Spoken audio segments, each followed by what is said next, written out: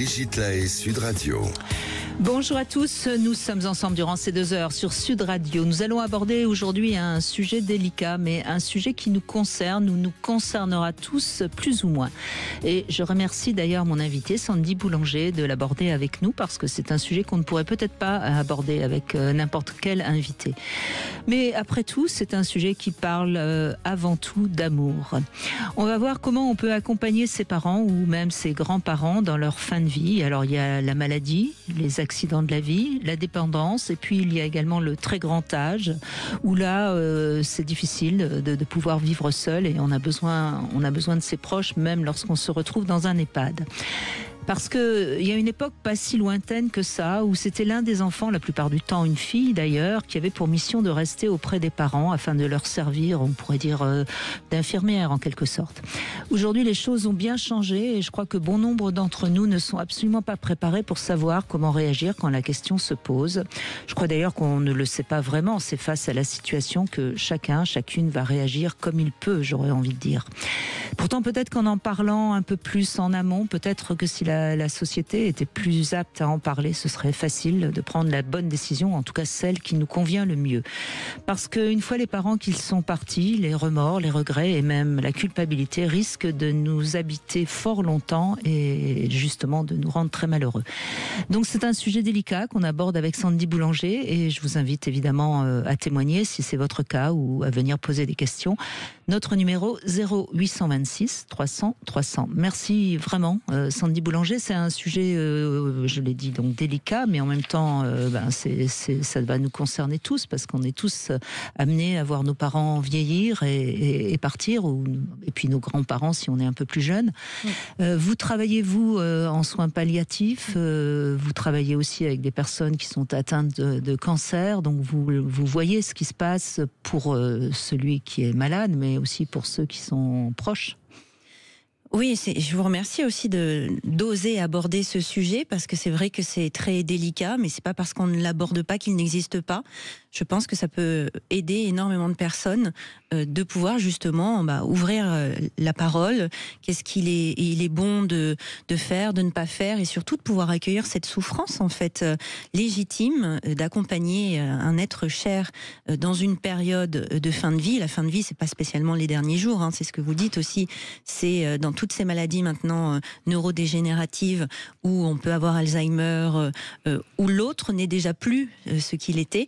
Et comment est-ce qu'on peut continuer à maintenir un lien qui est souvent teinté de culpabilité, mais parce que derrière tout ça, il y a surtout du chagrin. Comment est-ce qu'on peut continuer à nourrir ce lien sans se perdre soi-même, sans donner toute son énergie et son plasma? Je pense que c'est quelque chose de fondamental, et plus on envisage la fin de vie, mieux on vit la vie. Bien sûr, bien sûr.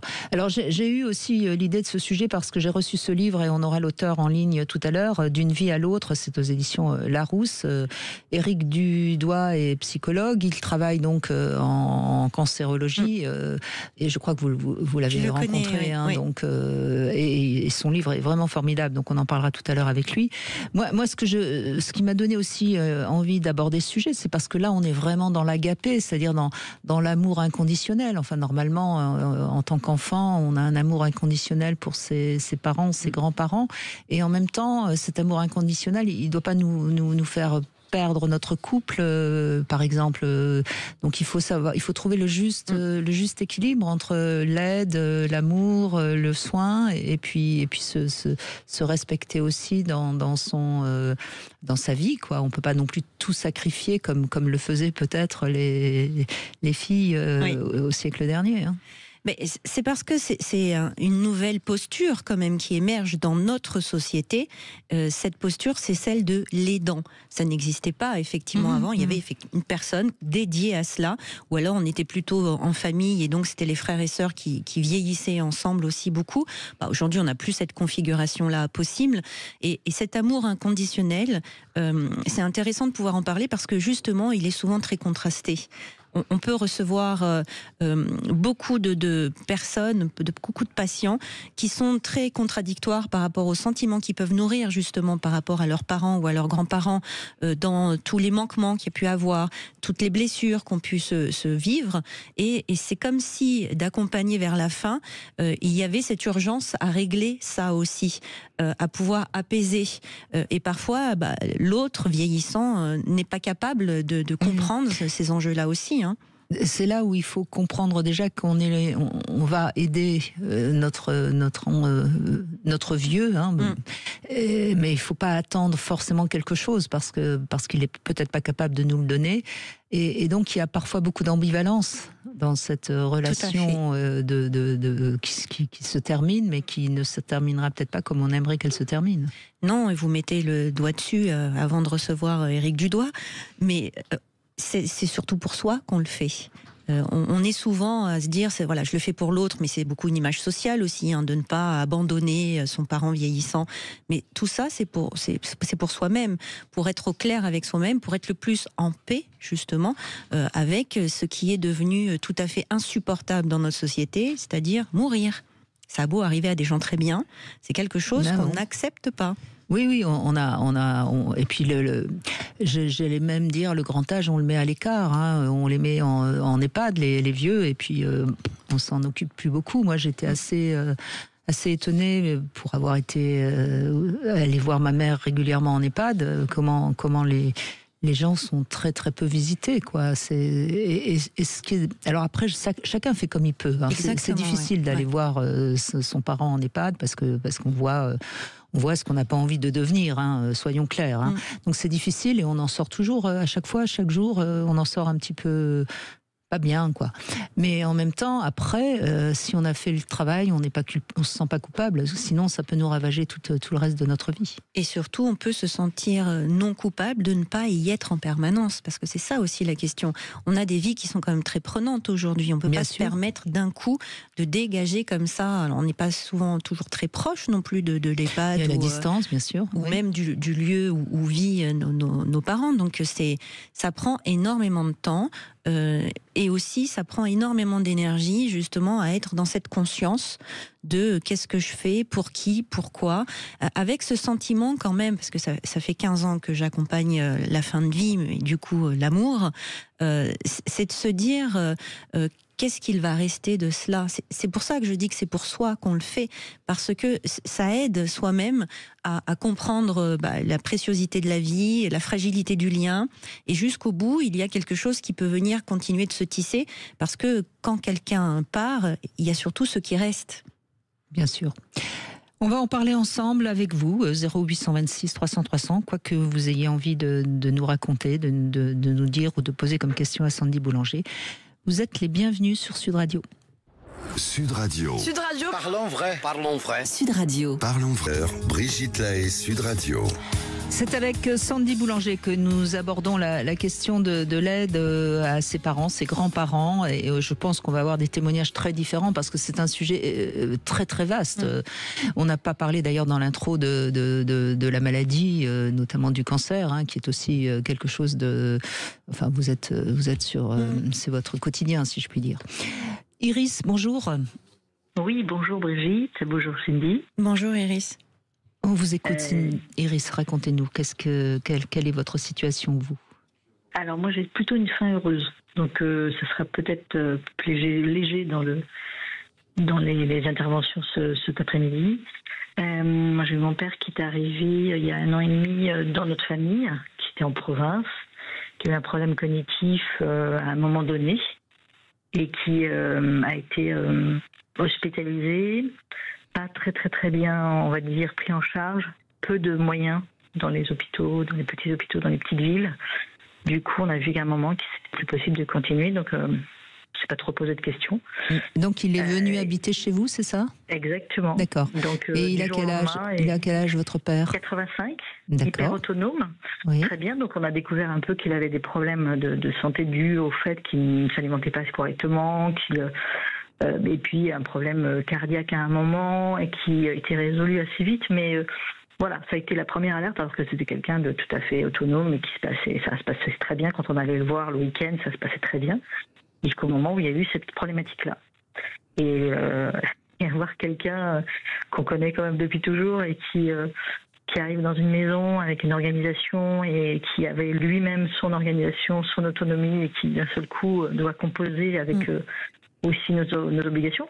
Donc vous avez votre conjoint, tout à fait. D'accord, des enfants. Enfin non, ils sont grands. Je suppose. Plus maintenant ils sont grands, mais avec effectivement aussi à prendre en compte leur problématique de vie aussi à certains moments. Donc organisationnelle, affective, mais aussi financière. Et puis ce parent qui arrive et qu'on découvre complètement comme quelqu'un à qui on doit apporter de l'aide, alors que jusqu'à maintenant il y a eu effectivement une autre relation. Donc c'est aussi cette prise de conscience-là qui a été très violente. C'est de se dire qu'à un moment, les choses s'inversent et qu'il faut s'organiser. Et est-ce que justement, lui, il accepte cette dépendance ? Il n'acceptait pas du tout. Oui, c'était ça mon questionnement. Ça a été très violent donc pour lui, parce que c'est-à-dire qu'il se sentait lui complètement prisonnier en fait. Donc l'aide n'était pas bien accueillie forcément. Et du coup, après, il a fallu trouver une nouvelle équipe de soignants. Parce qu'étant à 300 km, il a fallu se réorganiser sur ça. Compliqué parce qu'il n'y a pas beaucoup de place, parce qu'il n'y a pas beaucoup il y a des démarches énormes à faire. Donc au bout de 6 mois, ça a été. Mais en attendant, il a fallu gérer. Avec effectivement. Mais maintenant qu'il est chez vous, donc vous êtes en couple et vous avez votre père qui est là, donc c'est un tiers qui s'introduit dans le couple. Comment ça se passe pour vous ? Parce que c'est ça aussi, Sandy Boulanger, parce que c'est pour ça qu'il y a très peu de gens qui peuvent prendre leurs parents chez eux, parce que c'est quand même, ça peut mettre le couple en danger. Ça peut visiblement, d'après votre témoignage, on a l'impression que tout se passe bien, mais est-ce que non, ça n'a pas été le cas. On s'est fait beaucoup aider. Moi, c'est que j'ai eu une équipe médicale qui m'a aidé, à appréhender ça. Il y avait un psychiatre qui a fait un gros travail parce qu'en fait tout remontait aussi pour lui, toutes les choses qu'il n'avait pas gérées lui en tant qu'adulte. Il n'avait pas géré, donc il y a des choses sur lesquelles il n'avait pas digéré dans sa vie, tout ça, qui sont ressorties. Et vous portez un peu tout ça, quoi. Donc on a géré ça. Là aujourd'hui, il est plus à la maison, il a son petit logement à côté et on se voit régulièrement, mais dans de bonnes conditions. Mais ça a été excessivement D'accord. Donc il est plus chez vous. Oui, parce que ça me paraissait assez. Mais juste à côté. Bien sûr, juste à côté, mais plus chez vous, parce que on a beau dire, à moins d'avoir vraiment une capacité d'habitation grande et puis du personnel, etc. C'est quand même très compliqué aujourd'hui d'avoir son parent. Voilà. Merci de le dire, Iris. Non, complètement. Non, c'est pas du tout vivable, surtout quand effectivement vous mettez des choses en place, parce qu'on vit pas au même rythme, et puis qu'on n'a pas des appartements immenses aussi. Donc, et puis ce que vous disiez, vous disiez, Iris, c'est fondamental aussi, c'est qu'il y a beaucoup de choses qu'il n'a pas réglées de sa vie qui remontent. Parce que ça, c'est un fait qu'il faut vraiment prendre en considération. C'est-à-dire que tout au long de notre vie, nous avons cette capacité à retenir, dans notre contrôle inhibiteur, justement, tout un tas d'informations qu'on n'a pas traitées, de sentiments, d'émotions, d'événements difficiles. Mais quand on grandit en âge, ça se relâche, en fait, ce contrôle inhibiteur. Des fois, on peut se dire que voilà, le parent est sans filtre. Oui, il a moins de filtres. Et sans filtre, il y a beaucoup de choses qui vont remonter. C'est ça. Ouais. Et c'est effectivement difficile d'avoir à gérer. C'est violent. Très violent. Oui, parce que c'est pas ce qu'on imagine, justement, qu'on doit faire. Et vous voyez, dans cette posture-là, on peut se dire légitimement qu'on devient le parent de son parent. C'est complètement ça. Mais ce n'est pas la question du tout. Alors, au final, on fait les mêmes actes, mais on ne devient pas le parent de son parent. On reste l'enfant de son parent. Et on le voit justement comme un adulte. Et ça, c'est fondamental dans une relation. C'est-à-dire que plus on grandit en âge, et plus il est intéressant d'avoir une relation d'adulte à adulte avec ses parents. quand on n'a pas fait ça, parce que ça demande aussi... Et avec ses enfants. Et du coup, on fait la même chose avec nos propres enfants. Mais ça, c'est valable, Sandy, je suis d'accord avec vous évidemment, mais ça, c'est valable uniquement si on a vraiment fait un travail sur soi, ce qui ne semble pas être le cas du père d'Iris. Non, mais Iris semble faire ce boulot. Iris, elle l'a fait, et puis elle a été obligée de le faire à vitesse grand V, là, visiblement. Félicitations, parce que vous auriez pu mettre ça sous le tapis aussi, mais là, vous rendez un grand service à vos enfants aussi. C'était pas possible, mais c'est vrai que moi j'ai eu l'expérience d'avoir mon grand-père, de vivre avec mon grand-père jusqu'à l'âge de 9 ans, où je le voyais tous les jours presque. Et je pense que ça m'a beaucoup aidé, à comprendre des choses. Mon père est quand même dans la partie, il était en psychiatrie aussi, donc c'était d'autant plus virulent parce qu'il savait très bien, parce qu'il avait des problèmes cognitifs en fait dus à un problème de sodium qu'il n'avait pas lâché. Et heureusement on avait un jeune médecin qui lui a fait des examens correspondants. Et ça a été génial parce que du coup, on s'est aperçu que ce n'était pas irréversible. Là où s'il était resté en province, alors, avec peu de temps surtout, c'est pas l'idée de province Paris, c'est pas le sujet, mais il y a eu le temps qui a été pris pour faire ces analyses-là, et donc du coup, sinon, quelqu'un qui serait passé à côté de ça, il serait dans un centre psy aujourd'hui, c'est sûr, là où il travaillait avant, donc ce qui est complètement paradoxal, donc c'est là où c'est assez étonnant, quoi. Et comment vous avez vécu ça avec votre conjoint, du coup votre mari, aujourd'hui, toutes ces épreuves? Je le remercie beaucoup. Ça vous a soudé? Il m'a complètement kidnappé à un moment pour partir en vacances, parce qu'il m'a dit c'est pas possible, tu ne peux pas rester comme ça, donc on s'est organisé avec des gens. Ouais. Et vous l'avez entendu? Ah, totalement. Bravo. Parce que j'étais épuisée, quoi. Oui, mais ça, c'est pas non plus facile, d'accepter, d'entendre que l'autre vous dise maintenant stop, quoi. Il faut que tu prennes soin de toi, il faut qu'on prenne soin de nous. C'est ça. Oui, mais il a su, j'allais presque dire, vous imposer une plage de tranquillité pour que vous puissiez, de respiration. Oui. Mais ce qu'il n'a pas fait pour ses propres parents, lui, c'est ça qui est paradoxal. C'est qu'il a accepté de m'accompagner dans ça, et lui, c'est une de ses sœurs qui fait ça. Donc quand vous disiez c'est souvent féminin et il y a un siècle, c'est toujours féminin, c'est pas il y a un siècle, et j'ai beaucoup d'amis qui sont dans cette situation et elles sont seules. Oui, mais c'est féminin parce que, oui, bien sûr, et ça sera féminin. Parce que c'est sociétal, je suis pas sûre. Je pense que quand même la nature fait les choses avec un peu de bon sens, et c'est nous qui portons les enfants, c'est nous qui les mettons au monde.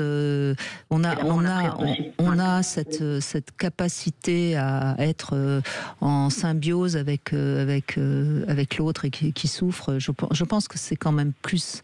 Ça veut pas dire qu'il n'y a pas des hommes qui en sont capables, et ça veut pas dire qu'il n'y a pas des femmes qui se comportent très très mal avec leurs parents, attention. Mais je pense que c'est en tout cas symboliquement féminin.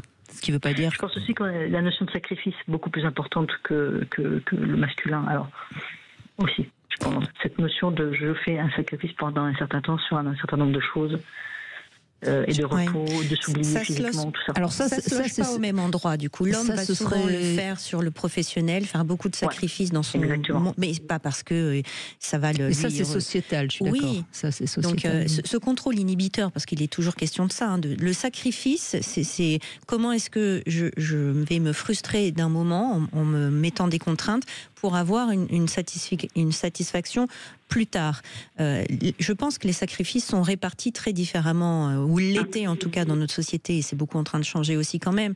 Mais parfois, quand on vit soi-même cette situation, et quand votre mari vit ça avec ses parents, c'est parfois tout aussi difficile de le vivre, de le traverser, et du coup c'est l'autre, le compagnon, qui permet d'extraire et de faire voir les choses. Donc on peut être très soutenant, votre mari a été très soutenant pour vous dans cette situation, mais ça ne veut pas dire que du coup il peut gérer de la même façon de son côté, quoi. Complètement. En tout cas, vous êtes en paix avec vous-même et en paix avec votre père, Iris, c'est ça qui compte. Et même si évidemment on entend bien que ça a été rude. Ça a été très très rude. Oui. Ouais. Merci de ce témoignage. De vie professionnelle, physique, ça a été très très rude. Ouais. Ça a duré combien de temps entre aujourd'hui et le moment où vous avez commencé à être obligé de vous occuper de votre père? 1 an et demi. C'est pas beaucoup pourtant. Oui, c'est rapide, ouais. Et on entend tous ces changements. On entend tout ce que vous avez dû traverser. Ouais. Merci Iris, merci beaucoup. Merci à vous. On fait une petite pause, on se retrouve avec notre Love Conseil, notre âge en amour. Comment accompagner ses parents ou ses grands-parents dans leur fin de vie? Nous en parlons aujourd'hui avec Sandy Boulanger, somatothérapeute. Venez apporter votre témoignage 08 126 300 300. 14h-16h, Brigitte Lahaie, Sud Radio. Brigitte Lahaie, Sud Radio, le Love Conseil. Alors Sandy Boulanger, notre âge en amour. Je propose un petit test que vous pouvez d'ailleurs proposer à votre partenaire. Voilà 4 phrases et vous choisissez celle qui correspond le mieux à votre vision de l'amour. Il y a cette phrase bien connue, l'amour dure 3 ans. Il y a cette phrase, le quotidien est le pire tue l'amour. Il y a cette phrase, mon partenaire n'a pas le pouvoir de me changer. Et puis cette phrase, la tendresse, c'est le meilleur moyen de faire durer son couple. Bon, vous choisissez la phrase qui vous semble convenir le mieux. Votre premier choix va indiquer une tendance à voir l'amour tel l'enfant qui croit que l'autre est là pour le satisfaire. La seconde proposition, elle correspond à l'adolescence. Vous avez besoin d'intensité et vous avez tendance à vous lasser rapidement. La troisième proposition, enfin, vous êtes adulte et avec la capacité à être vous-même et à accepter votre partenaire sans tenter de le changer. Enfin, en quatrième position, vous êtes peut-être un petit peu vieux, vous manquez peut-être un peu d'ouverture et d'envie de surprise. Voilà, donc choisissez. L'amour dure 3 ans, le quotidien pire tue l'amour, mon partenaire n'a pas le pouvoir de me changer et la tendresse, le meilleur moyen de faire durer son couple. Choisissez votre phrase et vous saurez si vous êtes adulte en amour. Adulte en amour, ça veut dire mon partenaire n'a pas le pouvoir de me changer. Et je suis pas sûre qu'il y ait grand monde qui ait choisi cette phrase, justement. Oui, parce que c'est très paradoxal, justement. On espère toujours de se dire, je vois l'autre tellement magnifique que forcément il va devenir comme ça. Mais c'est pas ça l'histoire. C'est qu'on a surtout envie de changer l'autre. Oui. Je vous rassure, j'ai longtemps cru que l'amour ne durait que 3 ans. Et ça m'allait bien. Laurence, bonjour. Bonjour Brigitte, bonjour Sandy. Bonjour Laurence. Merci de témoigner, Laurence. Allez-y. Je vous en prie. Donc, moi, j'ai eu la spécificité d'avoir à affronter avec ma sœur simultanément le départ de mon père et celui de ma mère. Mon père est parti en 5 mois d'un cancer qui n'avait pas été diagnostiqué. On lui a fait faire du kiné pendant 2 ans et puis il avait en fait des métastases osseuses d'un cancer du poumon. Et ma mère, 2 ans plus tard, partait d'une démence frontotemporale. Et alors, le point commun de ces pathologies, c'est que ce sont des pathologies qui font le vide autour de vous. Le cancer, parce que tout le monde ne peut pas affronter de voir un ami complètement décharné, partir de cette façon-là. Et démence, parce que la maladie mentale fait encore plus peur. Donc, je crois que qui reste de cette histoire de l'accompagnement. Bon, l'accompagnement de mon père, il s'est fait rapidement. On a essayé il venait nous voir comme il voulait. Nous avions toutes les deux, ma sœur et moi, 3 enfants, donc qui étaient petits. Ça s'étalait entre 5 et 13 ans pour toutes les deux. Donc une disponibilité relative. On était à 70 km de. Bien sûr, il faut s'occuper d'abord de ses enfants, évidemment. Voilà. Il y a des priorités, il y a des choix qui arrachent le cœur. Voilà. C'est-à-dire qu'il faut quand même garder un minimum d'énergie. Et je crois que ce que je garde de cette période-là, c'est le mot solitude. C'est le mot intense solitude, parce que le mot aidant, il est magnifique, il est très joli, on l'a inventé, c'est magnifique. Pour moi, c'est un élément de langage, parce que l'aidant, c'est avant tout celui qu'on abandonne. C'est celui qui est seul avec une maman qui devient violente, et pour qui le médecin, qui est pourtant le voisin, ne se déplace pas pour venir calmer la personne. C'est celui qui doit signer. Vous voulez dire, Laurence, qu'on n'est pas aidant, mais qu'on a besoin d'aide, en fait. Et voilà, et je crois que c'est ça qui doit être repensé, parce que l'aide par la famille, elle se fera comme on peut, avec ce que l'on est.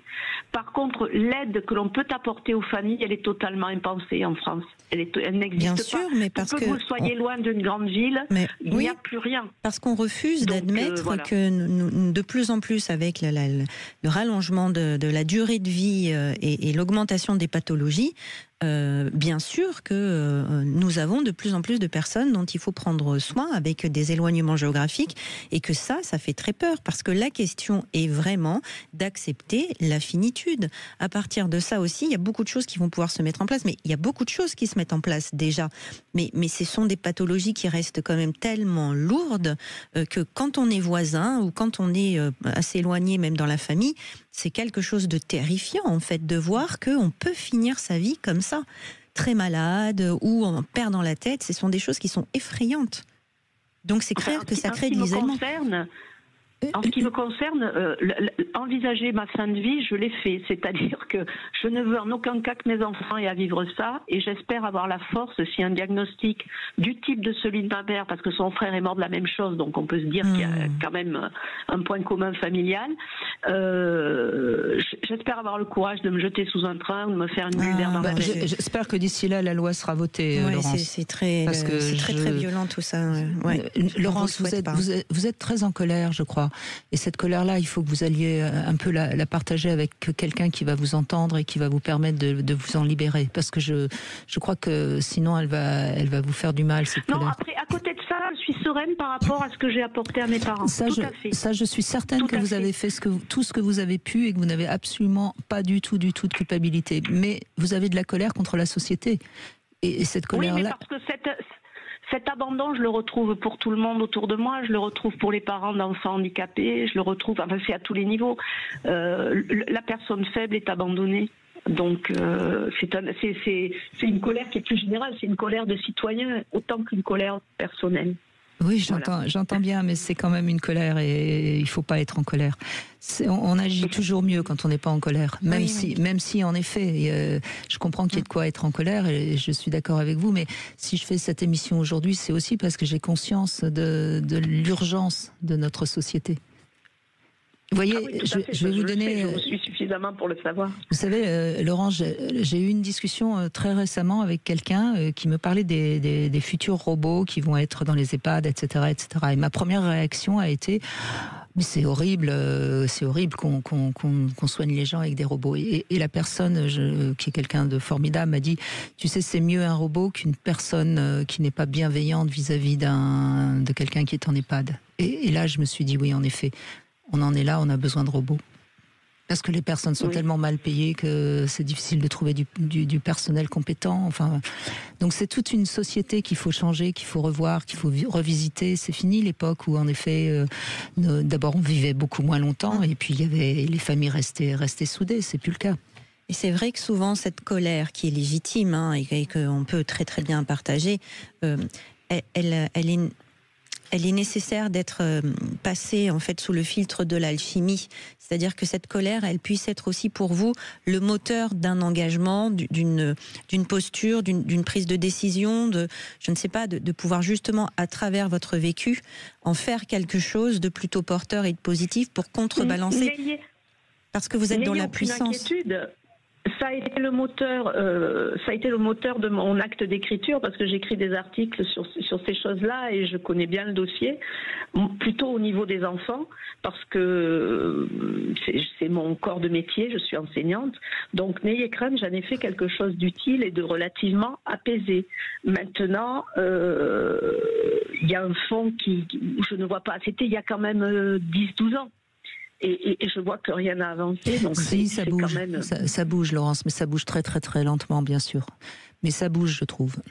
Je trouve que ça bouge, mais encore une fois, c'est compliqué parce que chacun n'a pas envie de voir, parce que c'est des choses qui sont pas faciles à voir et on ne les voit que quand on est confronté à la situation, comme vous, comme Iris. Et beaucoup de gens qui nous écoutent là, peut-être, grâce à cette émission, vont tout d'un coup peut-être prendre conscience, grâce à votre témoignage, parce qu'on entend tout ce que ça a signifié pour vous, ce que vous avez traversé. Et puis c'est cette gestion de la solitude qui est très difficile aussi. C'est ça aussi qui peut mettre beaucoup dans la colère, ce sentiment de ne pas pouvoir être soutenu quand soi-même on soutient. Et pourtant, c'est à ça qu'il est nécessaire aussi de faire face de soi à soi. Cette solitude, oui, cette incompréhension, cette injustice et ces douleurs. Moi, j'ai eu la chance d'avoir ma sœur. Je le dis, c'est un trésor énorme. Et une amie de jeunesse de ma mère, qui a été là jusqu'au bout et qui a été formidable. Donc, c'est quand même un trésor d'avoir ces 2 personnes. C'est une chance. Oui, parce que vous le méritez aussi. Et ce qui est très difficile dans la démence, et vous en avez un peu parlé aussi, c'est la violence que l'on peut subir parce que l'autre n'est plus lui-même. Et ça, c'est déjà un deuil insupportable. Ça s'appelle un deuil blanc. C'est-à-dire qu'on fait le deuil d'une personne qui n'est pas encore décédée, mais qui n'est déjà plus elle-même. Et ça, c'est une grande violence. C'est beaucoup de chagrin. Oui, absolument. Et c'était très conscientisé de ma part parce que je le formulais exactement comme ça. Je disais, je n'ai plus que l'emballage de ma mère. Mais vous voyez, Laurence, vous vivez un chagrin inconsolable en fait. Et je pense que on est tous amenés à vivre. On a une piscine de chagrin inconsolable à l'intérieur de nous. Quoi qu'on en dise, et même si notre société nous refuse d'être vulnérables, cette piscine de chagrin étant inconsolable, notre seul travail est de faire en sorte qu'on ne s'y baigne pas. Je crois, Laurence, que on traversera tous dans notre vie des moments difficiles et qui sont même inacceptables, parce que c'est inacceptable ce que vous avez traversé dans le sens rationnel du terme. Hein. Et à un moment donné, il faut aussi se dire que c'est grâce à ce qu'on traverse d'inacceptable qu'on devient humain. Et à partir de ce moment-là, on comprend ce que c'est que notre humanité. Et c'est pour ça que je crois qu'il faut vraiment laisser de côté votre colère. Parce que... Ah non, mais au quotidien, je vous soyez tout à fait tranquille là-dessus, j'en ai fait quelque chose d'utile. Je suis certaine, Laurence, mais quand je vous entends dire « je vais me jeter sous un train », je ne peux que relever que vous êtes en colère. Et c'est cette phrase-là qui, moi, m'a... Non, je suis soucieuse pour mes enfants. C'est-à-dire que je vois se dégrader tout ce qui est hôpital public, tout ce qui est aide aux autres. Donc, je me suis dit, pour moi, ça a été déjà difficile. Qu'est-ce que ça sera si dans 10 ans, il m'arrive la même chose qu'à ma mère? Et je ne veux pas leur faire porter ce poids-là. Mais ça ne sera pas plus simple pour eux que vous jetiez sous un train. Enfin, je veux dire, c'est une mort très très violente. Vous vous rendez compte la culpabilité que vous allez leur laisser porter si vous vous jetez sous un train? En même temps, on en a parlé, hein, parce qu'ils ont vécu aussi le départ de leur grand-mère et de leur grand-père. Oui, et est-ce qu'ils vous ont dit oui, t'as raison, mais t'as raison, va te jeter sous un train? C'est ça qu'ils vous ont répondu, Laurence? Soyons sérieux. Ils peuvent... non, mais par contre, ils comprennent tout à fait, parce qu'ils se souviennent très bien de cette époque. Enfin, donc, ils comprennent tout à fait. J'espère que la fin de vie sera plus au point, mais j'ai un doute, Julie Nercy. Donc, voilà, d'abord, vous êtes en vie, et pour l'instant, vous êtes... Oui, ça, tout va bien. Bon, alors, hein, tout va bien, tout va bien. On peut toujours être très surpris. Enfin, moi qui travaille dans la fin de vie depuis 15 ans, parfois aussi, on peut être très surpris de comment est-ce qu'on peut être accompagné et soutenu à des moments difficiles de sa vie. Donc, il y a des cas où c'est horrible, épouvantable. Et justement, je trouve que quand on a cette capacité à se dire que c'est pas dans la violence que nous-mêmes nous souhaitons finir, c'est un sacré chemin de compréhension, d'amour, et mourir, c'est beaucoup d'amour en fait. C'est beaucoup d'amour. Donc vous avez fait beaucoup de choses. Voilà, vous avez accepté tout ce que vous avez traversé. Et effectivement, il reste quand même ce petit fond de colère qui est dommage, parce que c'est un cadeau, votre témoignage. Vous êtes une belle personne. Il y a quelque chose de vraiment chouette chez vous. Et aussi cette colère, je pense, c'est une épine que vous conservez encore un peu dans votre cœur, et vous méritez pas ça, ni vos enfants d'ailleurs. Merci en tout cas de ce témoignage, Laurence. C'était un cadeau, en effet. On fait une petite pause, on continue dans un instant sur Sud Radio. Vous voulez parler à Brigitte Lahaie? 0826 300 300. 14h-16h, Brigitte Lahaie, Sud Radio. C'est en compagnie de Sandy Boulanger, somathérapeute, que nous évoquons la fin de vie de nos parents, de nos grands-parents, voire de nos arrière-grands-parents, hein, parce que parfois très jeunes, on va être amené à avoir puisque la vie maintenant dure plus longtemps, ce qui ne veut pas dire que la mort n'arrive pas, évidemment. Et puis vous êtes également autrice de L'Art du toucher aux éditions de la Musardine, parce que je sais que vous tenez beaucoup à ce qu'on se touche jusqu'à la fin, et ça c'est vrai que c'est important, et ça fait partie aussi des choses qui manquent beaucoup dans les soins, notamment dans les soins palliatifs. David est avec nous. Bonjour David. Bonjour Brigitte, et bonjour Sandy. Bonjour David. Alors moi j'ai une expérience, j'ai perdu mes 2 parents, mais on n'a pas vécu ensemble, je dirais une fin de vie liée à la dépendance journalière et donc avec le choix des EHPAD ou du placement en famille. Par contre, si je peux remercier mes parents de m'avoir mis au monde et puis de m'avoir élevé. Oui. Je pense que les deux m'ont fait un autre cadeau, c'est-à-dire que sur la fin de vie, sur la mort, ou sur la perte d'autonomie, enfin cette perception-là, ils exprimaient des choses assez claires sur leur volonté et par exemple sur le fait qu'ils ne souhaitaient surtout pas avoir un acharnement thérapeutique si le jour où ils étaient confrontés à ça, ils préféraient justement qu'on les partir différemment, que sur ma maman qui pourtant d'une culture espagnole, donc dans cette culture espagnole on reste en famille et l'aîné, le patriarche ou la maman reste dans la famille quoi qu'il arrive, eh bien elle qui vient de cette culture-là a toujours eu comme expression qu'elle voulait surtout pas, si elle était en perte d'autonomie, de devoir quitter un poids pour sa vous. maison, d'aller chez ses enfants. J'ai 2 sœurs et donc je suis le frère. Et elle le disait, je dirais, en toute lucidité et pas pour fanfaronner. C'était vraiment une vraie conviction en elle, un vrai choix de vie. Elle était adulte. Voilà, et je dirais que la douleur est toujours là sur le départ, la douleur est toujours là sur la maladie. L'avantage, c'est que je dirais l'aspect culpabilité disparaît un peu dans ce cadre-là, puisque je dirais si en tant que parent, on n'exprime pas clairement les choses, on peut laisser penser aux enfants qu'ils pourraient le faire différemment, mieux. Oui. Plus fort, et donc c'est vraiment, je les remercie de ça, et même leur attitude face à la mort, parce que ils sont morts de maladie, et en gros, comme je crois la majorité des personnes en France, c'est plutôt dans une dernière année qu'on a une santé qui décline suite à une maladie, et eux ils sont partis en moins d'1 an. Je dirais que leur confrontation à cette mort, ils n'étaient pas gays non plus, mais ils avaient vraiment un courage de l'affronter.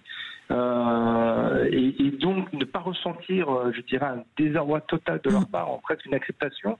Je dirais qu'en tant qu'enfant, j'étais très triste et c'était un grand bouleversement, mais il n'y a pas eu de malheur sur le malheur. Je n'ai pas eu à gérer de surémotionnalité là-dessus, je trouve. C'est beaucoup de chance, David, mais je crois que tout simplement, vous aviez des parents qui sont des gens adultes, qui ont réfléchi sur ce qu'était la vie, la mort, et qui ont peut-être avancé un peu plus en conscience que la majorité des gens, quoi.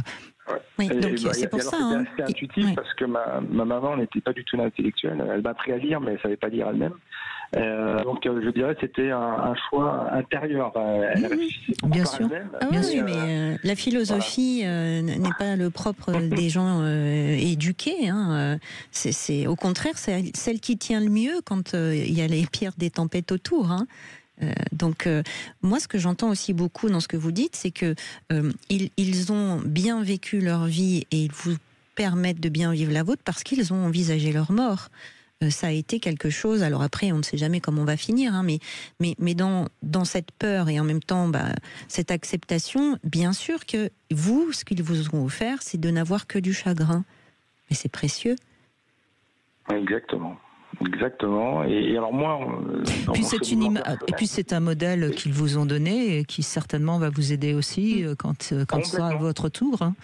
Complètement, et qui rejoint aussi autre chose, c'est que je suis un enfant un peu tardif. Ils m'ont eu quand ils avaient 40 ans, et donc moi toute ma vie, en tout cas toute la vie d'enfant, j'étais très en conscience que mes parents allaient partir un peu plus tôt que les autres parents de mes copains, et surtout j'avais pas de grands-parents. Donc il y a une sorte de vide. Ouais. Donc toute ma vie, je me suis préparé à ça, et je dirais ma réponse à ça a été à chaque fois de prendre comme cadeau de les avoir avec moi pendant ce temps-là, qui allait plus court que le cheminement traditionnel où on perd ses parents à 40, 50 ans, etc. Moi, je pensais qu'il y en a fait, et c'est arrivé pour mon père, il est mort quand j'avais 28 ans. Je prenais, alors sans culpabilité et sans même d'ailleurs vouloir retenir à tout prix, j'avais ma propre vie, hein, mais régulièrement avoir ça en tête aussi, pour justement apprécier. Et ce qui est étonnant, c'est que bien sûr j'ai pleuré au moment de leur décès, mais il est arrivé quand j'étais adolescent. Par exemple, j'avais croisé par hasard à Paris, alors que c'était pas du tout programmé qu'on se rencontre à Paris, mes parents et mon oncle et ma tante, mais vraiment par le plus grand des hasards, dans une ville de 2 millions d'habitants.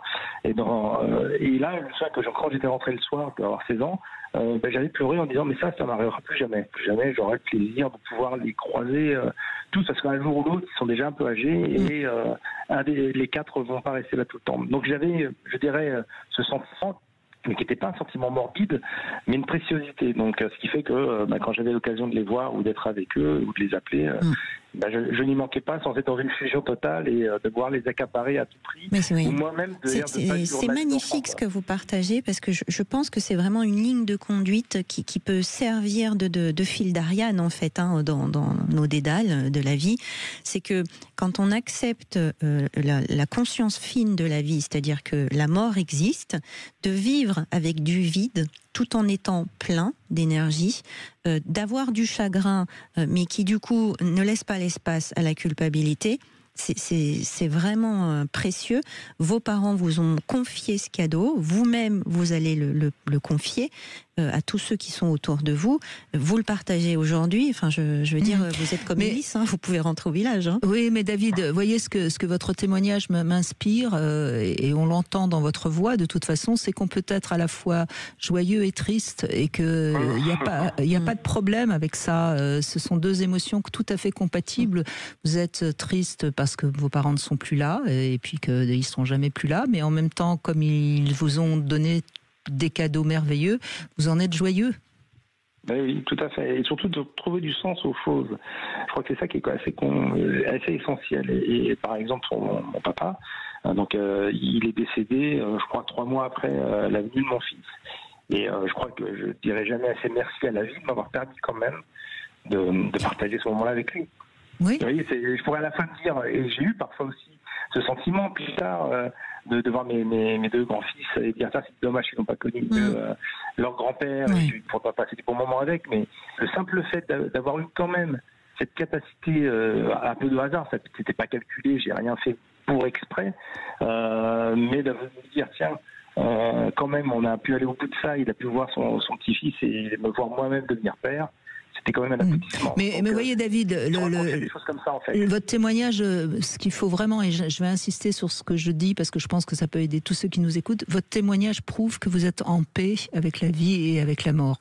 Et ça, c'est pas si facile, c'est pas si simple.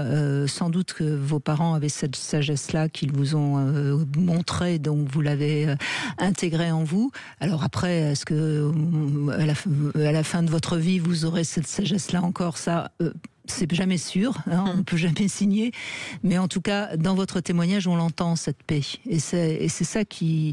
Et c'est peut-être, si notre émission peut aider tout le monde à être un petit peu plus en paix, on aura fait du bon boulot, Sandy. Hein. Oui, je pense aussi, oui. C'est un beau témoignage, en tout cas, merci.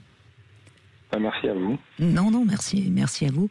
Et puis, on va continuer pendant cette 2e heure avec peut-être des témoignages plus difficiles, mais je crois que c'est...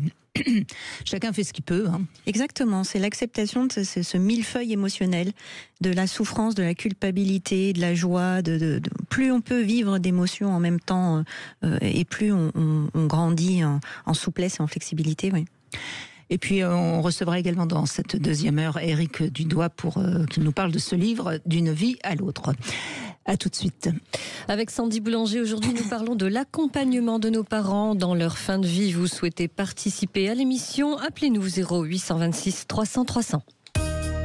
14h-16h, Brigitte Lahaie, Sud Radio. 14h-16h, Brigitte Lahaie, Sud Radio. Sandy Boulanger est avec nous. Vous êtes somathérapeute. Vous travaillez sur la fin de vie avec des gens qui sont donc en fin de vie, cancer, toutes les maladies évidemment qui nous attendent, hein, si je puis dire, presque tous. Et puis vous avez donc la possibilité de répondre peut-être à ceux qui nous appellent et qui connaissent cette situation. Jean-Charles, bonjour. Bonjour. Merci d'être avec nous. Déjà, félicitations pour vos émissions et bonjour aussi à votre invité. Bonjour Jean-Charles. Alors en fait, c'est un témoignage pour aider, si je peux me permettre de prendre une minute pour raconter. En fait, moi je vis le contraire d'un deuil blanc que vous avez dit à l'instant. C'est-à-dire que j'ai une mère qui est dentiste, chirurgien dentiste, à la retraite, parce qu'elle aura 90 ans le 25 mars. Et en fait, ce qui s'est passé, c'est que elle a fait une chute, un numérus suivi d'un cancer du pancréas en janvier 2024, avec une chimio qui lui a duré jusqu'à juin environ. Et puis on lui a dit, écoutez, cette chimio ne fait plus rien pour vous. Donc on a décidé de ne plus rien vous faire. Donc il y avait soit le choix de prendre une nouvelle chimio qui la met à l'heure et du jour au lendemain je la reconnais plus, ou de faire ça comme ça. Évidemment, tout ce que je vais dire, moi, ça me nourrit et ça me donnera des souvenirs, mais il faut aussi que les familles qui écoutent cela puissent avoir le temps et l'énergie. Depuis 1 an, ma mère était chirurgien dentiste, moi j'ai du temps, je suis magicien professionnel et en fait je passe toutes mes soirées avec elle, j'y vais de 18h jusqu'à 20h30. On a choisi une hospitalisation à domicile. J'ai eu des rapports un peu compliqués avec ma sœur au début dans le sens où elle s'occupe de tout ce qui est médical et je m'occupe de tout ce qui est présentiel. Et en fait, j'aurais voulu que tout le monde soit à mon niveau et j'ai réfléchi à la chose et je sais en plus qu'une relation mère-fille n'est pas du tout celle de mère-fils. Et donc j'ai travailler sur moi et aujourd'hui nous sommes en bonne symbiose avec ma sœur, même si nous ne sommes pas d'accord sur tout, parce que quand on parle, on prend en compte notre mère. Alors, ce qui se passe aussi, vous parliez aussi de prendre soin de soi. Moi, je voyage beaucoup, normalement, pour le plaisir. Vous avez quel âge aujourd'hui, Jean-Charles ? Alors, j'ai 63 ans. D'accord. J'ai failli vous appeler 1000 fois pour des problèmes sentimentaux, mais là, je pense que c'est important que mon témoignage arrive. J'ai 63 ans. Allez-y, et il est très bien, votre témoignage. Excusez-moi, c'était juste pour qu'on situe mieux votre âge, c'est tout. Pas de problème. Et donc, pour dire que des gens doivent aussi s'occuper d'eux-mêmes, il se trouve qu'en juin, j'habite du côté de Montpellier, au nord de Montpellier, dans un village, moi, ex-parisien, qui est tenu un magasin magier à Paris pendant 15 ans. Je vis dans un village. Et je me suis dit, un jour, Jean-Charles, c'est pas en pleurant la mort de ta mère que ça ira mieux. Et en fait, je suis allé à la recherche d'un appartement vue mer, parce que j'ai un peu les moyens en ce moment, et j'ai trouvé une bombe d'appartement. Pourquoi je vous dis ça ? Parce que depuis 6 mois, je traîne ma mère pour qu'elle m'aide à choisir la cuisine, et vas-y, et si je mettais une verrière là et tout, je l'emmène au restaurant, même quand on va faire les courses, elle se sert du caddie comme d'un déambulateur. Elle a donc une infirmière, parce qu'elle a eu un énorme bobo, un œdème à la jambe, donc elle vit maintenant les jambes bandées, donc elle marche aujourd'hui avec une canne, mais elle a toute sa tête, elle m'a fait hier soir une petite rillette de sardines qui était délicieuse, mais ça devient de plus en plus compliqué. Pourquoi ? Et c'est là où je vais mettre un petit tacle à tout ce qui est médical. C'est qu'en fait, au bout de 7-8 mois, c'est-à-dire en novembre, là, elle a dit, je vois que tout le monde m'oublie, l'agente médicale, je veux faire un scanner, je veux savoir où j'en suis. Bon, je lui dis, maman, t'es sûr que c'est une bonne idée? Parce que si on t'apprend des mauvaises nouvelles, je veux le faire. C'est un bélier, je ne sais pas si vous connaissez les femmes béliers, mais c'est un enfer. Elle a fait ce scanner, qui lui ont dit, incroyable mais vrai, parce que tous les infirmiers ont dit, mais madame, vous êtes une exception, un cancer du pancréas, comme ça, 3-4 mois, il n'y a plus personne. Elle, ça fait 1 an. Ils lui ont dit la chose suivante. Ils lui ont dit, votre cancer du pancréas, c'est stabilisé, mais vous avez des métastases au poumon, au rein, au péritoine, bref, voilà quoi. Et surtout, là où je trouve que les gens n'ont pas été terribles, c'est que l'infirmier, attends, c'est pas l'infirmier, j'ai noté, il vient lui dit, alors madame, votre fin de vie, vous la voulez à la maison ou à l'EHPAD? Conclusion, moi le soir, quand j'arrive, je la récupère en vrac. Alors moi, je veux pas lui parler de sa fin de vie, parce que moi, je considère que ça me nourrit d'être là. Depuis 1 an, écoutez, je pars plus en Thaïlande, je pars plus rien, j'ai plus de vie intime, j'ai plus rien, mais je me regarde dans la glace et quand on me dit mais Jean-Charles, vas-y, pars une semaine en Thaïlande, je dis tu rigoles, si jamais je pars là-bas, qu'il arrive quelque chose, je ne pourrais pas me regarder à la glace. Et vous savez ce que j'ai fait il y a une semaine? J'ai un très bon ami à moi, qui est magicien professionnel aussi, qui est en sclérose en plaques, en fauteuil, du côté de Caen. Et ben j'ai quitté ma mère pour aller passer 3 jours avec lui et sa femme. Et ça m'a nourri. Et c'est ça que je veux à travers ce témoignage, c'est dire que être à côté de ses proches, et encore une fois, je le dis, il faut avoir le temps. Non mais Jean-Charles, votre témoignage prouve que grâce à ce que vous êtes en train de traverser, vous êtes dans l'amour, l'agapé, quoi, l'amour, le véritable amour, c'est-à-dire que vous êtes là, et ce que vous traversez, on entend bien que c'est pas si facile que ça, malgré votre témoignage qui est très positif et très beau, ben vous avez découvert l'amour au sens profond du terme, et merci de donner, de le transmettre à tous ceux qui nous écoutent. Voilà, c'est ça. Et je voulais savoir aussi si le fait de faire ça, j'ai pas besoin de psychothérapie. Quelque part, je me regarde dans la glace. Je fais des apéros avec elle tous les soirs parce que je me dis quand même que si je la force à manger. Vous verrez après. Peut-être qu'après vous aurez besoin, mais pour l'instant vous n'en avez pas besoin, bien sûr. Vous êtes dans l'instant. Vous êtes dans l'instant et elle vous nourrit comme vous la nourrissez, au sens de l'amour, justement. Oui. Alors, ça devient plus compliqué, parce que quand vous voyez votre histoire de douleur, c'est très compliqué, quoi, à gérer. Oui, moi, ce que je voudrais demander à Sandy, j'ai une question, c'est le fait que je ne veuille pas entendre parler de sa mort. Oui, j'allais vous en parler. C'est quoi votre question? J'allais vous en parler, oui. C'est quoi votre question à vous? C'est-à-dire que, par exemple, quand il y a des rendez-vous médicaux, qu'il y a le médecin qui se déplace, comme là, par exemple, elle a trop mal, elle prend du Spasfon, elle a des gaz dans le ventre et tous les soirs. Donc moi, toute la journée, elle continue ses activités, je la récupère. C'est quoi votre question? Allez-y, parce que là, La question, c'était juste... elle m'est sortie de la tête, mince... La question, c'est est-ce que... C'était par rapport à la mort, Jean-Charles, votre question. Oui, voilà, vous ne voulez pas entendre le corps médical parler de la fin de vie de votre mère, parce que pour le moment, vous êtes complètement dédié à son présent. Et effectivement, vous faites bien quand même d'oublier de poser cette question qui vous sera fondamentale, c'est d'accepter que cela va prendre fin. Donc là, vous y consacrez toute votre vie, vous le dites, hein, voilà, je ne n'ai plus d'intimité, vous vous octroyez 3 jours, vous faites ce choix, mais il y a aussi un moment où il va falloir accepter que elle va partir, même si... Je l'accepte tout à fait, depuis 1 an, je le sais maintenant. Chaque jour qui passe est un jour de gagné. Je l'ai emmené ce matin chez son audio. Oui, mais ça c'est votre guerre à vous, mais qui quelque part est perdue d'avance. Mais oui, je sais très bien qu'elle est perdue d'avance.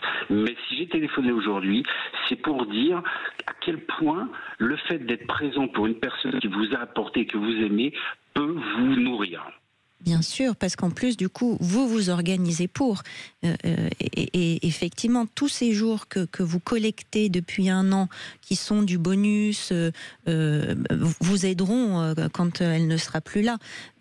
Mais aussi, c'est parce que... Je vais vivre dans un appartement vue-mer que je suis en train de refaire complètement et que je l'emmène pour voir.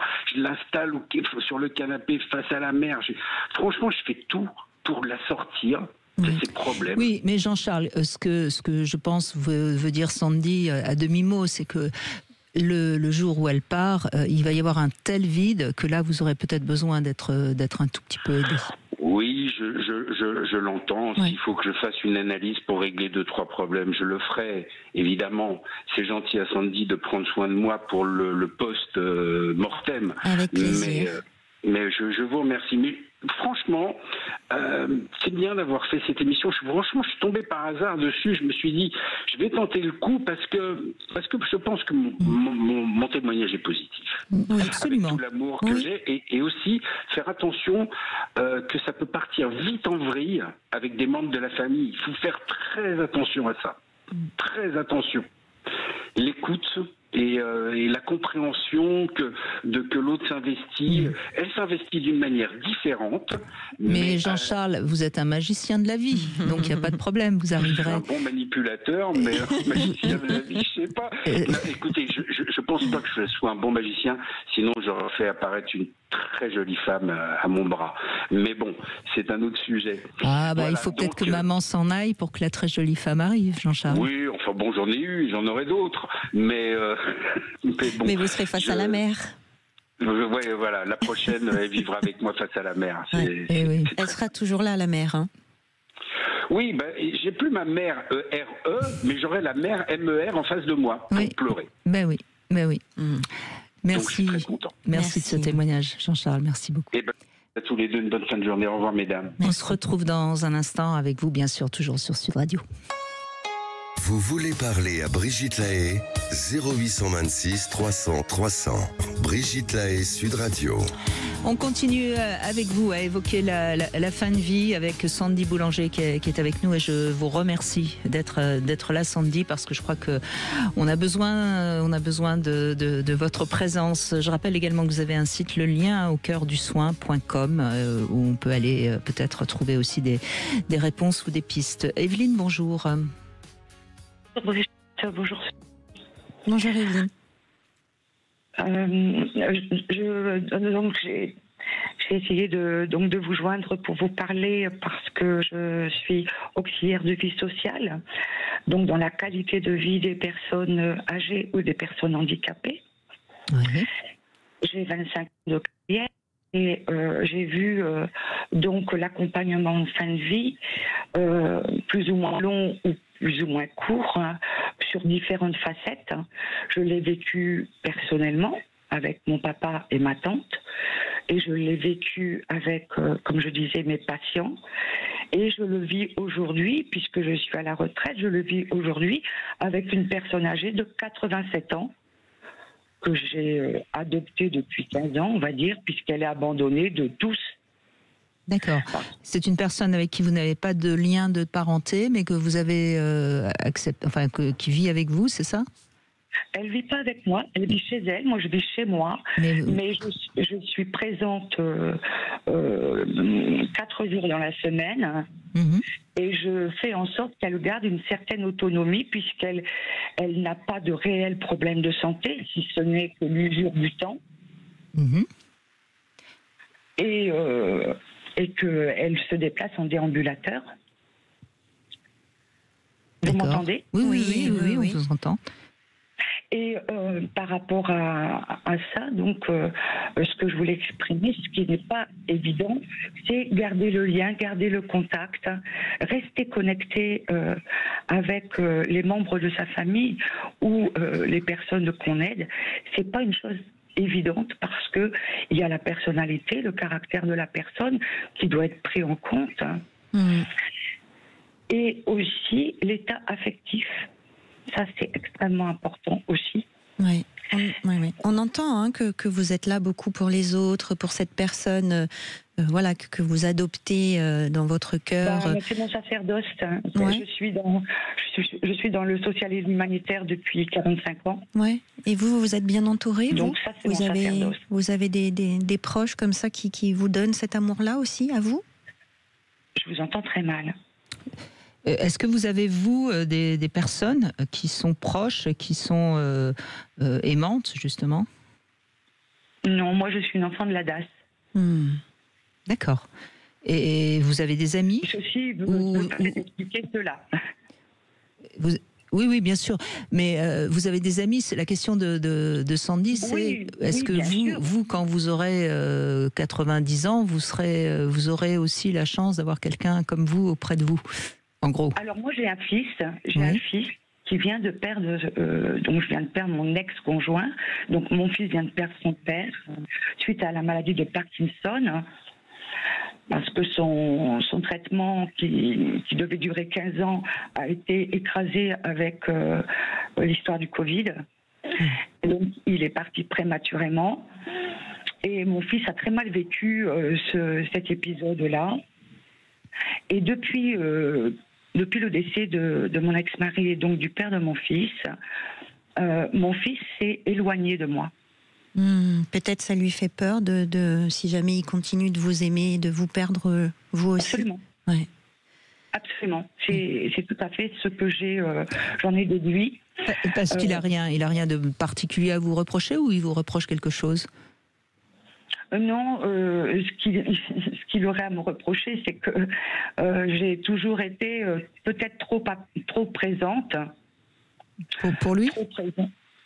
Trop présente, et que quand mon papa à moi est décédé, du moins était à l'hôpital, mon fils était petit, je l'ai élevé tout seul, et il fallait prendre l'avion pour aller voir mon père. Je l'avais au téléphone tous les 2 jours. Papa s'est étiolé, et j'ai pas voulu que mon fils vive ça, fasse connaissance de son grand-père dans cet état-là, puisqu'il l'avait jamais connu. Et mon fils m'en veut un peu de ça, parce que pour lui, j'ai pas fait le bon choix. C'est-à-dire que vous avez laissé votre fils à la garde de quelqu'un de proche pour aller voir votre père, c'est ça? Oui. Pendant combien de temps? Quand j'allais voir mon père, puisque j'allais le voir dans le nord, moi je suis dans le sud, j'y allais 2 jours. Oui, c'est quand même pour 2 jours, c'est pas comme si vous partiez 2 mois. Après, ce que j'entends aussi, c'est que dans ce lien que vous pouvez maintenir avec les proches que vous avez, c'est des fois des choses qui peuvent être un peu difficiles, délicats, et ce rôle d'aidante que vous vous donnez auprès de cette personne que vous avez prise en affection, c'est, je pense aussi certainement un besoin viscéral pour vous d'être en lien d'amour avec les autres. Absolument. Ouais. Oui. C'est comme ça que je l'ai traduit. Ouais. Mais vous voyez, Evelyne, on parlait tout à l'heure avec Laurence, qui trouvait que la société n'était pas du tout adaptée. Moi, votre témoignage me fait penser à une chose qui paraît un peu évidente. On sait combien des personnes qui sont un peu à la retraite s'ennuient, ont l'impression d'être seules, etc. Mais elles pourraient justement être des aidants ou pour des gens qui sont un petit peu plus vieux et qui sont parce que quand on est à la retraite, qu'on a 65 ans, on est encore tout à fait apte à aller faire les courses pour quelqu'un de 90 ans, etc. Donc il y aurait des choses à faire. Comment, pourquoi, j'en sais rien. Moi, je suis pas quelqu'un qui fait de la politique, mais oui, je pense qu'il y a vraiment quelque chose. Je trouve que il y a des entraides qui seraient vraiment faciles. Il faudrait lancer une sorte de, non pas de resto du cœur, mais quelque chose comme ça. Et je pense que ça serait très facile parce que beaucoup de gens seraient capables de donner un peu de leur temps pour d'autres personnes. Parce que c'est ça la qualité de vie. La qualité de vie, c'est garder le lien. Mais bien sûr. On est des êtres humains et on a besoin de liens. Si on n'a pas de liens, on s'aigrit, on se dessèche, voilà. Oui. Et puis donner aux autres, ça nous fait du bien. C'est très très important. Mais bien sûr. C'est très important. Moi, je sais que mamie, je lui fais sa douche, je lui fais le brushing, je lui fais la manucure, et ça lui amène du sourire, ça délie la langue parce que c'est des instants particuliers. Et c'est ça qu'il faut instaurer en fin de compte, parce que le bien vieillir, c'est bien vivre en fin de compte. Mais bien sûr. Et c'est le lien. Bon.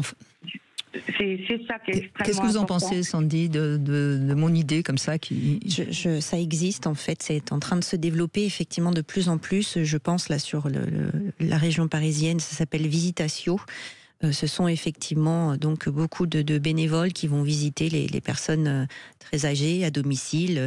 Les petits frères des pauvres aussi font beaucoup ça. Donc vous avez une personne que vous allez visiter. Mais pourquoi on n'en parle pas plus? Parce que je suis sûre qu'il y a plein de gens qui nous écoutent et qui ne sont pas au courant. Oui, mais parce que on est au courant de beaucoup de choses dramatiques et des failles du système, et on a des difficultés à pouvoir recevoir les informations plutôt positives. Et donc, si, bien sûr que ça existe depuis longtemps maintenant. Il s'agit simplement de toujours comprendre et de sentir qu'est-ce qu'on vient chercher quand on fait soi-même ça, qu'est-ce qu'on vient prendre, quand on donne. Et c'est toujours intéressant de se dire ce que vous apportez à cette mamie. En plus, vous l'appelez mamie. Je ne sais pas si c'est en un seul mot ou en deux mots. Mais toute cette affection, ça parle aussi beaucoup de vous, de ce dont vous avez besoin et de cette douceur-là jusqu'à laver l'autre. C'est une intimité magnifique. C'est du toucher. C'est du toucher. Et je vous souhaite vraiment d'avoir en retour autour de vous des gens qui puissent prendre soin de vous comme vous le faites pour l'autre.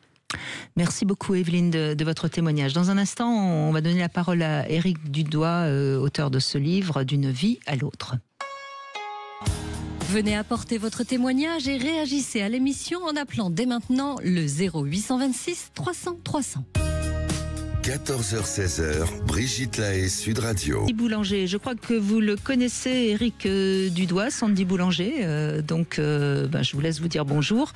Merci de prendre un peu de votre temps. Vous êtes psychologue, vous travaillez donc en cancérologie. J'arrive jamais à dire l'autre mot, je suis désolée, c'est pas grave.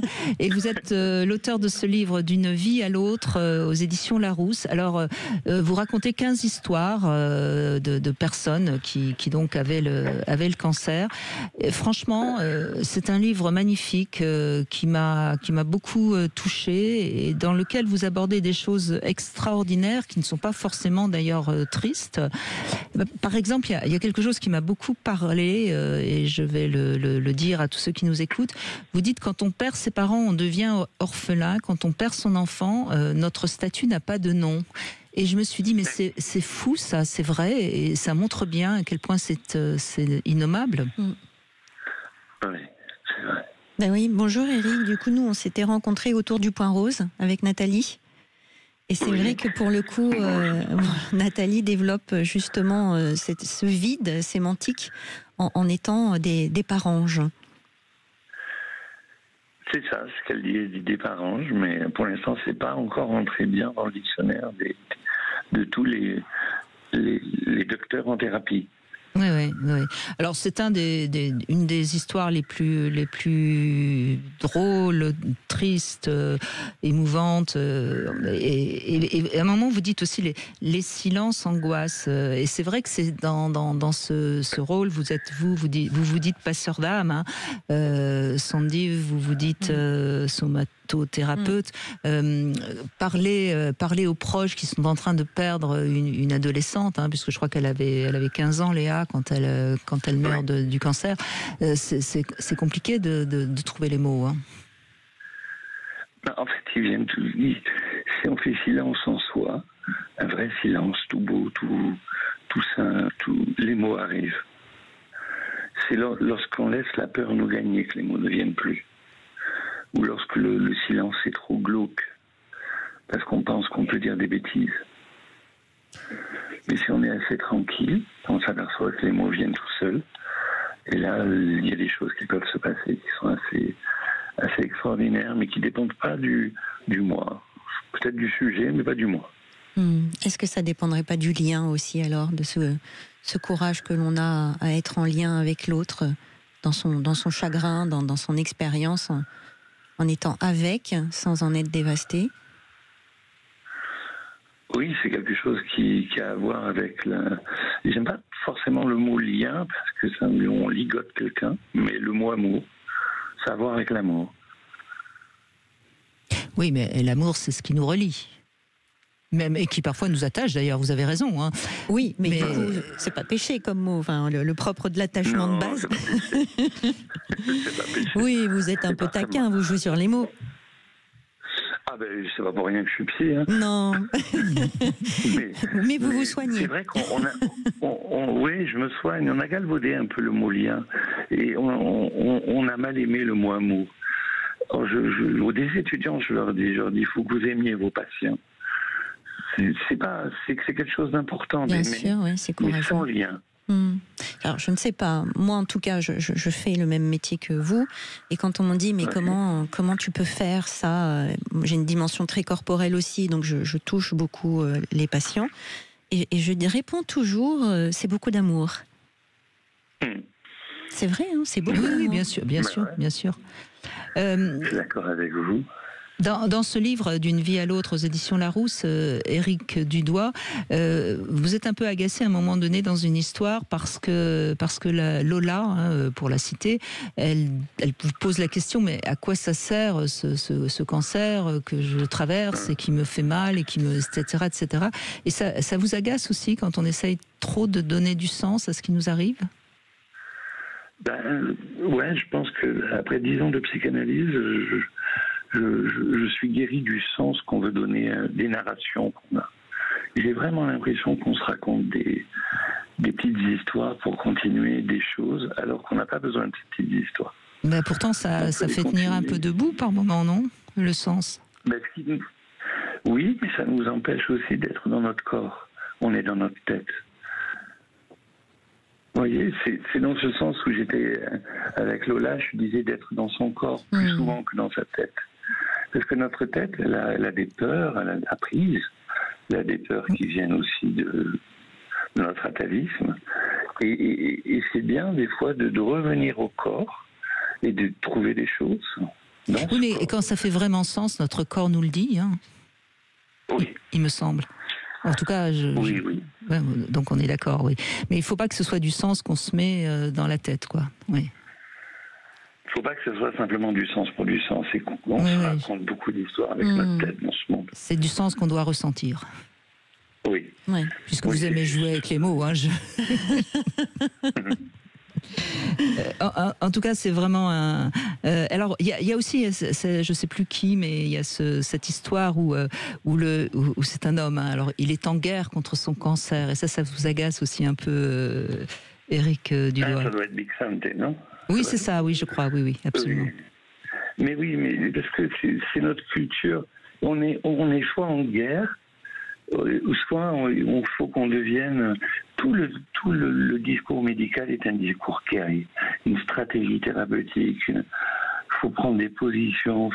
Et si on avait un discours plus pacifique, peut-être que ça changerait un peu de choses pour nous, à l'intérieur de nous. Ça changerait pas le réel, ça c'est évident. Mais ça changerait au moins notre posture par rapport à celui-ci. D'ailleurs, vous dites, face à la maladie, il ne faut pas être Napoléon, il faut être Gandhi. Ça, c'est vous qui l'avez écrit. Hein, Oui. Des fois, je ne sais même pas ce que j'écris. Non, vous étiez inspiré, vous gardez vos meilleurs ennemis le plus proche possible, mais pas à l'intérieur. C'est ça.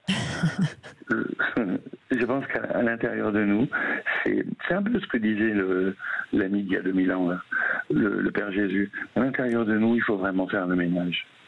Mais pas un ménage dogmatique, un ménage amoureux. Pour que ça soit tout propre et tout beau comme on a envie que ce soit. Et puis évidemment, hein, vous en parlez dans je ne sais plus non plus quelle histoire et qu'importe, réussir sa vie c'est apprendre et il est jamais trop tard. Et évidemment que que la maladie c'est une grande leçon. Je pense que la maladie nous pousse à aimer encore plus. Et moi j'adore tout ce qui pousse à aimer encore plus. Je trouve qu'il y a toujours un point de jonction entre... les anciens le disaient, il y avait la petite mort et la mort. La petite mort, c'est la jouissance, et la mort, c'est la mort physique. Mais je pense qu'il y a vraiment un lien, et qu'on peut relier ces deux choses-là, et pas en faire simplement de la mort quelque chose à redouter.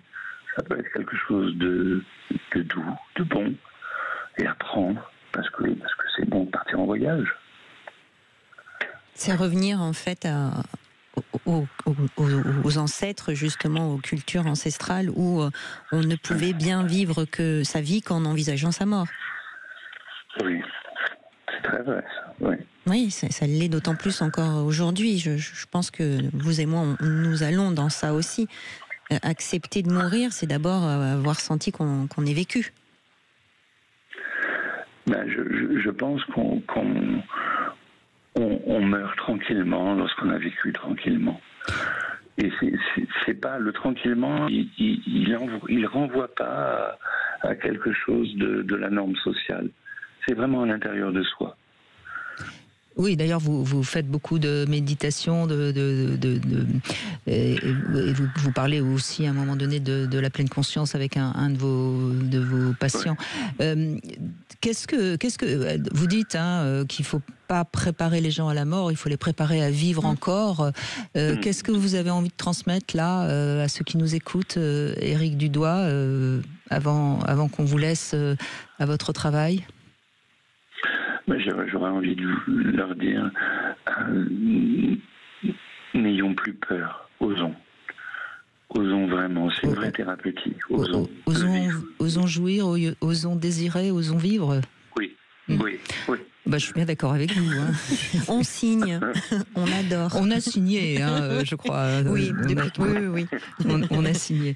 En tout cas, c'est vraiment un livre formidable. Alors, il y a une préface de Marie de Henzel, bien sûr, mais c'est aux éditions Larousse, D'une vie à l'autre, 15 histoires inoubliables d'un passeur d'âme.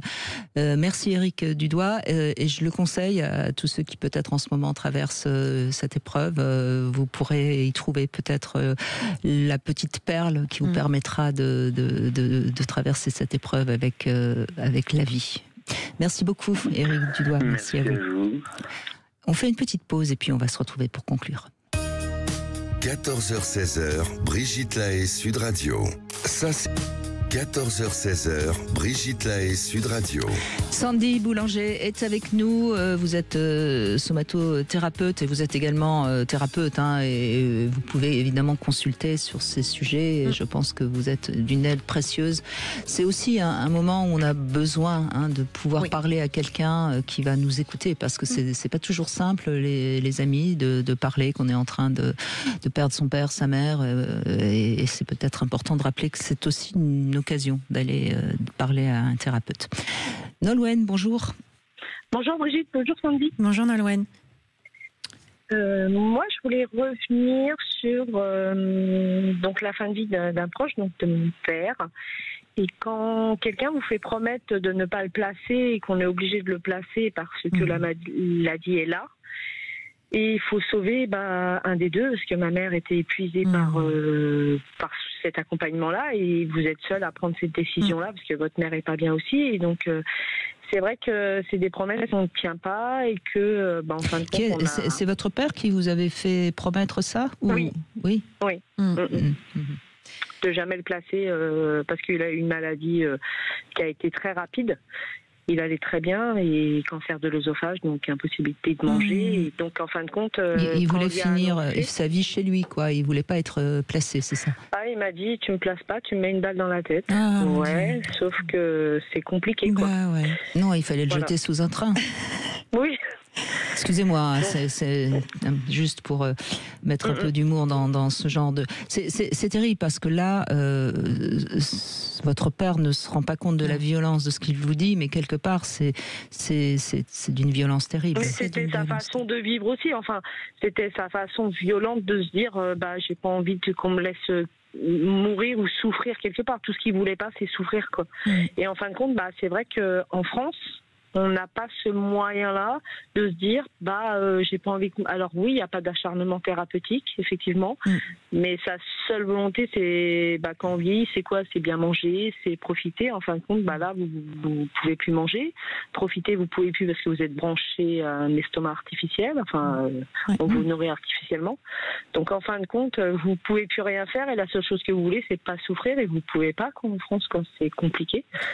C'est pour ça que la loi qui est en train d'être réfléchie, il faut qu'on avance, parce que c'est une liberté qu'on autorisera à certains, mais qui n'obligera personne à mettre fin à sa vie s'il veut continuer à être en soins palliatifs longtemps. Enfin, je veux dire, moi, je pense que votre témoignage montre bien que si votre père peut-être avait pu...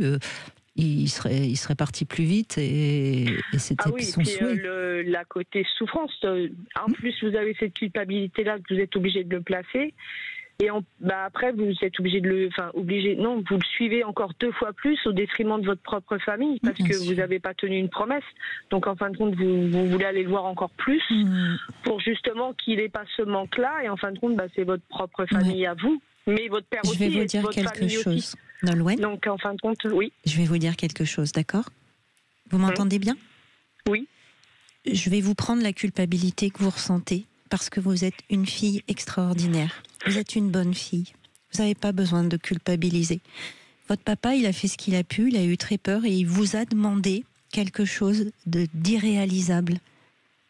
Oui, c'est sûr. Et je voudrais la prendre, cette culpabilité, pour que vous arrêtiez de l'avoir. Vous ne pouvez pas respecter cet engagement. C'est énorme, on ne peut pas demander ça. C'est comme quand on confie une horrible violence et qu'on vous dit « je t'en supplie, ne le dis pas ».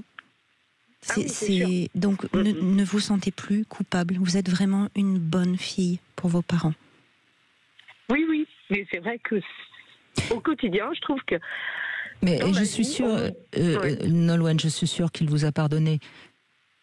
Ah oui, parce que sur les derniers jours, c'est vrai que même s'il ne parlait plus, moi, j'ai pu me confier. Donc voilà, j'ai fait un chemin jusqu'à la fin. Mais c'est vrai que on nous donne beaucoup de charges, nous, les enfants, sur la fin de vie de nos proches, alors que ça aurait été tellement simple de faire plus simple, quelque part sans souffrance.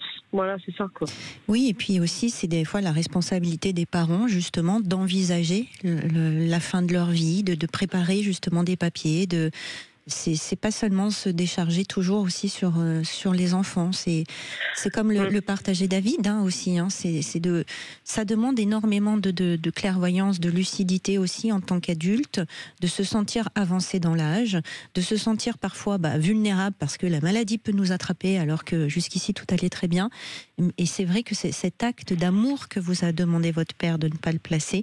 Vous ne pouviez pas. Et bien sûr que du coup, vous avez essayé de compenser, d'y aller 2 fois plus. Mais l'histoire, en fait, elle est vous, c'est vous, en fait, dans tout ça. On ne peut pas être le parent de ses parents. C'est pas possible. Oui, tout à fait, oui. Et c'est vrai que c'est vrai que la génération d'après, nous, on y pense plus à la fin de vie que nos propres parents. Parce qu'on la traverse et que eux ne l'ont pas traversée puisqu'ils ont perdu leurs parents plus tôt. C'est toujours pareil. Vous savez, les humains, ils ont besoin de comprendre par l'expérience. Mais ce que je veux revenir sur ce que nous a dit Sandy plusieurs fois tout au long de l'émission. On ne peut pas être les parents de ses parents. Et c'est important à comprendre grâce à votre témoignage, Nolwenn. Quand on est parent et qu'on a son enfant en souffrance et en phase terminale, en tant que parent, on va aller jusqu'au bout, on va l'accompagner jusqu'au bout parce qu'on est parent de son enfant et que c'est... Pour un parent, c'est tellement inacceptable que de toute façon, on va tout faire jusqu'au bout pour son enfant. Mais on n'a pas à le faire pour nos parents parce que justement, on n'est pas parent de ses parents. Voyez la différence fondamentale. Ouais. Et c'est en ça qu'en tant que parent, on n'a pas le droit de demander à ses enfants d'aller jusqu'au bout, jusqu'à lui tirer une balle dans la tête comme il vous le demandait. Parce que si on est parent, on a des enfants pour eux et pas pour soi. Voyez. Et je sais bien que vous n'en voulez pas à votre père, mais il n'avait pas le droit de vous demander ça, parce que c'était renverser les rôles. Et c'est ça qu'il faut que vous compreniez. Et donc, je sais qu'il vous a pardonné, mais il faut que vous lui pardonniez. Vous lui avez pardonné de vous l'avoir demandé, mais surtout, vous n'avez aucune raison de se sentir coupable, parce que s'il y en a un qui est coupable, c'est lui, dans l'histoire. Oui. Vous voyez, mais c'est important que je vous le dise et que tout le monde l'entende. Parce que sinon, si on renverse tout, notre société qui va déjà pas très bien, elle va aller encore plus mal. Et ce qui est fondamental dans ce que vous dites aussi, Brigitte, c'est cette autorisation, quand on est à sa place d'enfant, justement, de ne pas accompagner jusqu'au bout. On n'a pas besoin de se tuer à la tâche pour son parent, d'aller le voir encore et encore, de sacrifier. C'est du coup un équilibre qui est biaisé à la base. Quand un parent nous met à la place du parent, c'est biaisé. On ne peut pas aller justement jusqu'au bout avec son parent parce que ce n'est pas notre place. Non. Et des fois, c'est utile de savoir partir. En tant qu'enfant, on a volé de ses propres ailes et c'est comme ça qu'un parent est un bon parent en laissant l'enfant s'envoler de ses propres ailes. Donc on ne peut pas à un moment donné le ramener au nid et l'obliger à... Ouais. Et sinon, ça s'appelle de l'emprise. Oui, mais c'est quand même dur, je pense, que de laisser ses parents seuls, vieillir seuls, sans personne. Je trouve que c'est compliqué. Alors, émotionnellement. je crois qu'émotionnellement, bien sûr que c'est dur, mais ce qu'il faut faire attention, c'est tout ce qu'on va projeter par rapport à soi. C'est-à-dire qu'on se dit putain, mais je veux pas vivre cette solitude, cette souffrance, cette déchéance, et donc on se sent. Donc c'est important aussi de comprendre que c'est très dur pour nous aussi parce que ça nous renvoie à nous-mêmes. Oui, c'est vrai. Et ça, on n'y échappe pas. Attention, on n'y échappe pas. Non. Mais soyons indulgents avec nous-mêmes. Et quand on comprend que c'est parce qu'on projette, on pourra prendre un peu plus de distance. Oui. La juste distance, donc la juste proximité. Ni celle trop éloignée, ni celle trop proche. Et c'est un équilibre instable. Ah oui, c'est un équilibre à trouver entre sa propre famille, ses propres enfants, et puis ses parents, et puis le vivre ensemble tout en étant chacun chez soi. C'est vrai que c'est compliqué. Nolwenn, c'est toujours pareil, la personne la plus importante, c'est vous. Oui. C'est comme dans l'avion. Oui. Les masques à oxygène, en priorité, c'est vous, et après, vous allez aider les autres. Oui, c'est une belle image. C'est une belle image, oui. Oui. Bon, de toute façon, vous avez vu, voilà, elle l'a pris, la culpabilité, Sandy. Vous êtes libérée. Oui, c'est sûr. et je pense que votre témoignage en libérera quelques-uns, parce que ça, vous savez, c'est ça que je disais tout en début d'émission, qu'il faut faire ce qu'on a à faire pour justement ne pas se sentir coupable, mais il ne faut pas se sentir coupable pour ce qu'on ne pouvait pas faire. Ah oui, ne pas sentir coupable pour ce que je n'ai pas pu tenir quelque part la promesse. Je me sens pas coupable, mais il y a une part qui reste de se dire, parce que les médecins, ils sont pas voyants, donc ils peuvent pas dire quand ils me disent moi il reste 6 mois à vivre. C'est sûr qu'on se dit on fait le maximum, puis à la fin on peut plus. Donc on s'attendait pas à ce qu'ils vivent 1 an. Donc c'est vrai que après la culpabilité vient dans le sens où j'aurais peut-être pu faire autrement si j'aurais su qu'il restait 1 an. Voilà. Mais après. Mais il y a personne qui peut vous donner une date. On le sait, on voit bien. Et puis après. On tient, on fait, mais il faut. Puis chaque être est différent. Enfin, en fin de compte, sur sa tenue face à la maladie. Bien sûr, souvent les médecins, parce que du coup je travaille avec eux, moi aussi je fais les protocoles d'annonce de soins palliatifs, c'est une question qui est systématiquement posée, combien de temps d'ailleurs on n'aime pas que les médecins répondent nous ne savons pas. Non, j'ai quand même besoin, oui, donc il y a un laps de temps, parfois effectivement on peut avoir quand même en fonction de l'état quelque chose d'un peu plus fixe, mais tout ça pour dire en fait que oui, c'est un marathon en fait. Quand on commence à se dégrader et qu'on va vers une fin de vie, c'est un marathon. Et on ne sait pas où est la ligne d'arrivée. Par contre, ce qui est indispensable, c'est de savoir repérer les ravitaillements sur le côté. Oui. Et les soignants sont souvent quand même des ravitaillements. Les associations sont des ravitaillements. Ça permet, parce que soi-même, on est trop dans l'émotion, dans l'affect, dans l'emprise, dans la culpabilité, dans l'amour. Et d'avoir toujours des soutiens comme ça, des îlots, et vraiment, il en existe beaucoup, beaucoup, beaucoup. D'avoir des ravitaillements sur son chemin difficile et laborieux, c'est précieux. Et vos témoignages. Mais c'est vrai que les médecins... Vous êtes déçus par certains, mais il y en a toujours un qui vous relève en vous disant il y a toujours un soignant où c'est vrai que c'est des personnes importantes, je trouve, tout au parcours de notre vie. Bien sûr. Et surtout sur la fin de vie, ils sont encore là. Oui, et puis moi je l'ai dit en permanence, on est dans le même bateau. Absolument. On est avec vous dans le même bateau. Et il faut se dire que la plupart des soignants, quand parfois ils ont une réaction qui peuvent un peu nous choquer, nous blesser, c'est parce qu'il faut aussi qu'ils se protègent. C'est des métiers tellement difficiles.